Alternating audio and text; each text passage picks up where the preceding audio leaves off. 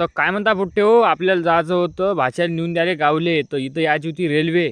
आली रेल्वे येऊन लागलो मग हायवेनं. हा पाहून नवीन पूल बांधला आपल्या राटगाववरून. अरे बापरे, सननननननन आहे, काही विचारताच सोय नाही. मग लागते आपल्याला टोल, नांदगाव पेठचा टोल नाका. मग नांदगाव तिथं थांबलो जरासं, मग तिथून निघालो फास्ट. रोड तर भला चिकना. हा होय डवर गावातला सोपिया. तिथून आलो गोराड्यातून उजव्या हातावर पडतुली गाडी. आणि तिथून निघालो सारखं गळावर तर आलो. मग गेलं दर्शन करून. तिथं तर लाईन नव्हती.